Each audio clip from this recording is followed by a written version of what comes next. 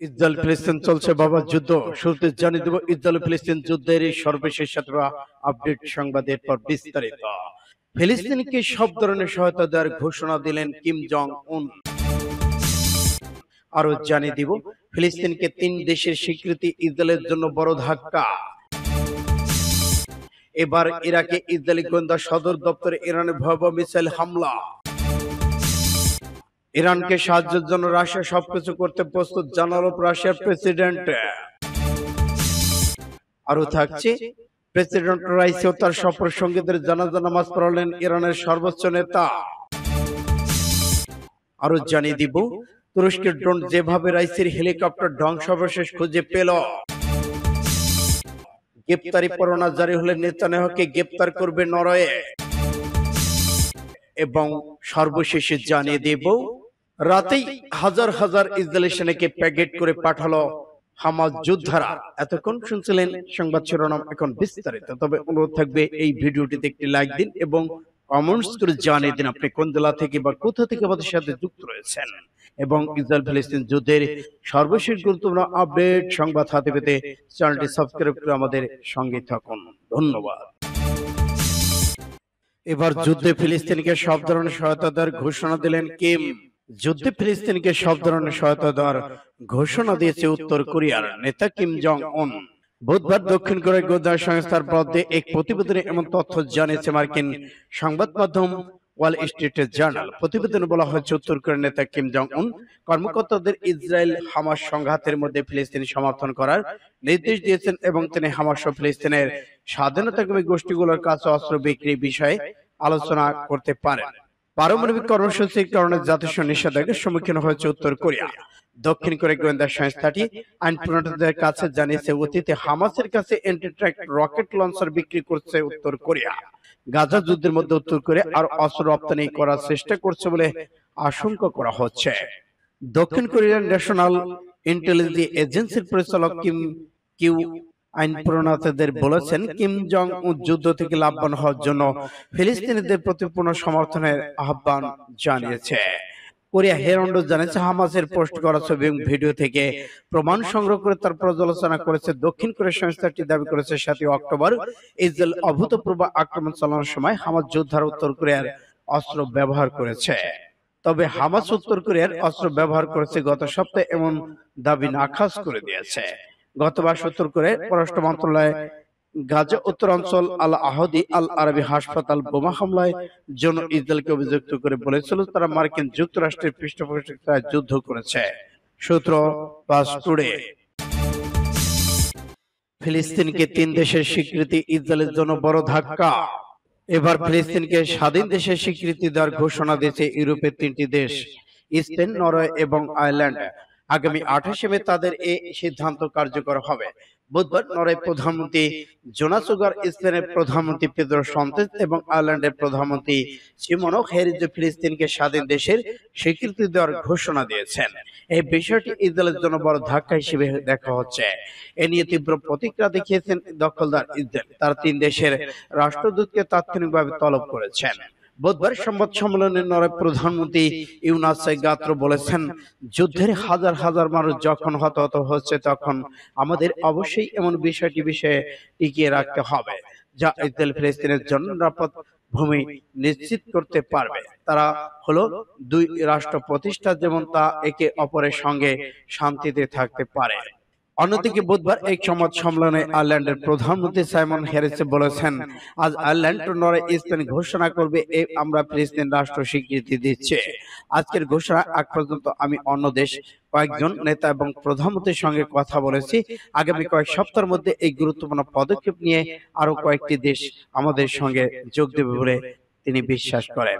সূত্র pass today. ইসরায়েলের গোয়েন্দা সদর দপ্তরে ইরানের মিসাইল হামলা। ইরাকের কুর্দিস্তানে কর্মকর্তারা বলেছেন রাতভর হামলায় অন্তত 4 জনের মৃত্যু হয়েছে। ইরাকের আধা স্বায়ত্তশাসিত কুর্দিস্তান অঞ্চলে ইসরায়েলি গোয়েন্দা সংস্থার মোসাদের সদর দপ্তর উড়িয়ে দিয়েছে ইরান। ক্ষেপণাস্ত্র হামলা চালিয়ে এ থেকে জানা যায়, সংবাদ দিয়েছে রয়টার্স। রোববার এই ঘটনা পর্দায় স্বীকার করেছে আরজিসি। একই সঙ্গে ইরান এই এলিটে ফোর্স সিরিয়ার আইএস এর বিরুদ্ধে হামলা চালিয়েছে। ইরাকের উত্তর অঞ্চলে ইরবিলের কাছে এই হামলার ঘটনা ঘটে। এই ঘটনায় যুক্তরাষ্ট্র নিন্দা ও উদ্বেগ জানিয়েছে। হামলায় 4 জন নিহত, 6 জন আহত হওয়ার খবর দিয়েছে ইরাকের কুর্দিস্তান নিরাপত্তা পরিষদ। গত বছরের 7ই অক্টোবর থেকে গাজার যুদ্ধ শুরু হওয়ার পর থেকে ক্রমবর্ধমান সংকটের মধ্যে হামলা এই ঘটনা উদ্বেগ বাড়াচ্ছে। বার্তা সংস্থা রয়টার্স জানাচ্ছে তারা ইরানের সর্বোচ্চ সংস্থার জন্য প্রতিবেদনটি যাচাই করতে পারেনি। মন্তব্যের জন্য তাৎক্ষণিকভাবে ইসরায়েলি কর্মকর্তার সঙ্গে যোগাযোগ করা হলে তা সম্ভব হয়নি বলে জানিয়েছে সূত্র ইন্ডিয়া টুডে। ইরানকে সাহায্যের জন্য রাশিয়া সবকিছু করতে প্রস্তুত রয়েছে, প্রেসিডেন্ট পুতিনের ঘোষণা। ইসলামী প্রজাতন্ত্র ইরানের প্রেসিডেন্ট সাদ ইব্রাহিম রাইসি এবং পররাষ্ট্রমন্ত্রী হোসেন আমির আব্দুল্লাহিয়ান সহ গুরুত্বপূর্ণ কর্মকর্তা হেলিকপ্টার দুর্ঘটনায় পড়ার পর দুঃখ শোক প্রকাশ করেছে রাশিয়ার প্রেসিডেন্ট ভ্লাদিমির পুতিন। ইরানের সহযোগিতায় এই মুহূর্তে যা যা প্রয়োজন সবকিছু দিতে প্রস্তুত রয়েছে রাশিয়া। গতকাল ইরানের প্রেসিডেন্ট পররাষ্ট্রমন্ত্রী হেলিকপ্টার দুর্ঘটনার খবরের পরে প্রেসিডেন্ট পুতিন মস্কোর ইরান রাষ্ট্রদূত কাজেম জালালির সাথে দেখা করে কথা বলেছেন। হেলিকপ্টার দুর্ঘটনার খবর শুনে প্রেসিডেন্ট পুতিন ইরান রাষ্ট্রদূতকে তার কার্যালয়ে আমন্ত্রণ জানান। এই সময় তিনি দুর্ঘটনা বিস্তারিত খবরাখবর নেন এবং ইরানের সহযোগিতার হাত বাড়িয়ে দিয়েছেন সূত্র ইন্ডিয়া টুডে। প্রেসিডেন্ট রাইসি ও তার সফর সঙ্গীদের জানাজা নামাজ পড়ালেন ইরানের সর্বোচ্চ নেতা। ইসলামী প্রজাতন্ত্র ইরানের শহীদ প্রেসিডেন্ট হজ্জাতুল ইসলাম সাদ ইব্রাহিম রাইসি ও তার সফর সঙ্গীদের জানাজার নামাজ পড়েছেন সর্বোচ্চ নেতা আয়াতুল্লাহ হিল উজবা খামেনি। তেহরান বিশ্ববিদ্যালয় প্রাঙ্গণে অনুষ্ঠিত এই জানাজা নামাজে লাখ লক্ষ মানুষ অংশ নিয়েছে। জানাজা নামাজ শেষে শহীদদের প্রতি লাখ জনতার শ্রদ্ধা জানায়। তেহরানে শেষ যাত্রা অনুষ্ঠানে অংশ হিসেবে মরদেহগুলো তেহরান বিশ্ববিদ্যালয় থেকে গাড়িতে করে আজাদি স্কোয়ারে নিয়ে যাওয়া হয়। এই সময় মানুষের ঢল নামে শোকার্ত জনতার হাতে ছিল রাইসির ছবিসহ নানা বক্তব্য লেখা প্লেকার্ড। এর আগে তার বীজ ও কোমর শহরে শোভাযাত্রার মানুষের ঢল নামে। প্রেসিডেন্ট সফর সঙ্গীদের শোভাযাত্রার কারণে আজ তেহরানে সরকারি ছুটি ঘোষণা করা হয়েছে। ইরানে যারা বিখ্যাত ব্যক্তিত্ব তাদের সবার ক্ষেত্রে শেষ যাত্রা অনুষ্ঠান হলো কিছু ব্যতিক্রমের ক্ষেত্র সমাবেশের রূপ নেয়। এসব অনুষ্ঠানে শোকের মাতম হয়, সাধারণ মরদেহ গাড়িতে রাখা হয়, গাড়ির সামনে যেতে থাকে মানুষ, সেই গাড়ির চারপাশে ভিড় জমায়, দোয়া পড়ে। এভাবে প্রিয় ব্যক্তিত্ব বিদায় জানায় এবং তার প্রতি শ্রদ্ধা জ্ঞাপন করে সূত্র পাঁচ টুডে এসে। আর জানিয়ে দিব তুরস্কের ড্রোন যেভাবে রাইসির হেলিকপ্টার ধ্বংসাবশেষ খুঁজে পেল।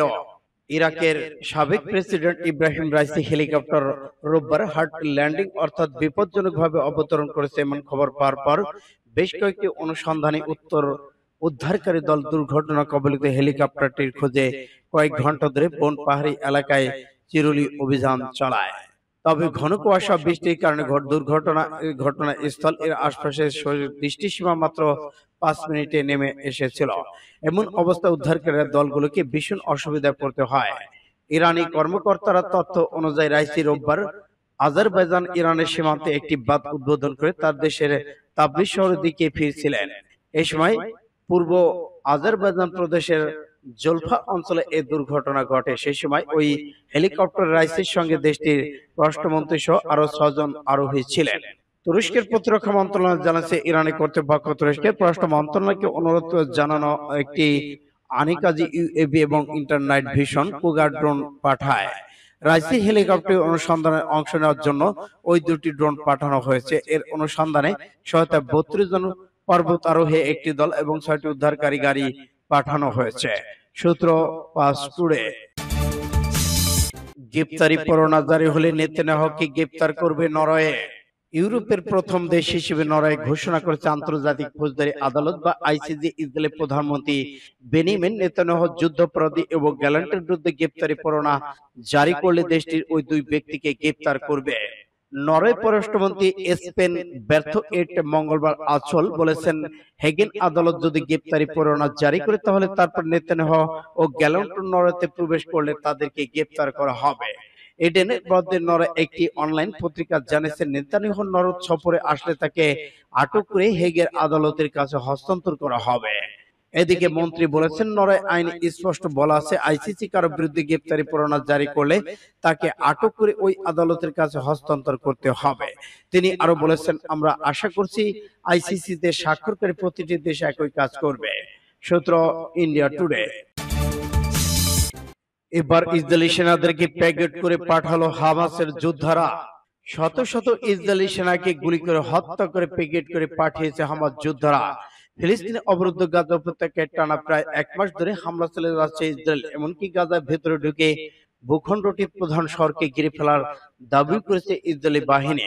এমন পরিস্থিতির কঠোর হুঁশিয়ারি উচ্চারণ করেছে স্বাধীনতাকামী সশস্ত্র গোষ্ঠী হামাস। এবং হামাসের তাণ্ডব আক্রমণে ইসরায়েলি সেনারা পালিয়ে গেছে এবং শত শত সেনা মাঠে পড়ে আছে। তাদেরকে প্যাকেট করে পাঠিয়েছে হুতি বিদ্রোহীরা। খবর রয়টার্সের। গাজা উপত্যকার উত্তরে অবস্থিত গাজা শহরটি বর্তমান ইসরায়েলের আক্রমণের কেন্দ্রবিন্দুতে পরিণত হয়েছে। ইসরায়েল সেখানে হামাসের কমান্ডো কাঠামোকে ধ্বংস করার অঙ্গীকার করেছে এবং বেসামরিক ফিলিস্তিনিদের ভূখণ্ডের দক্ষিণ অংশে পালিয়ে যেতে বলেছে। রয়টার্স বলেছে, গাজার প্রবল বিস্ফোরণের মধ্যে ইসরায়েল মুখরিত মুখপাত্র রিয়ার অ্যাডমিরাল ড্যানিয়েল হাঙ্গারি সাংবাদিককে বলেছেন, হামাসের প্রধান কেন্দ্রবিন্দু গাজা শহরকে ঘেরাও করে সম্পূর্ণ করেছে সৈন্যরা। তাদের বর্তমান যুদ্ধবিরতির কোনো চিন্তা ভাবনা নেই। এদিকে এই যোদ্ধাদের হামাস যোদ্ধারা একেবারে লাগাতার হামলা চালিয়ে উড়িয়ে দিয়েছে। সূত্র ফাস্ট টুডে।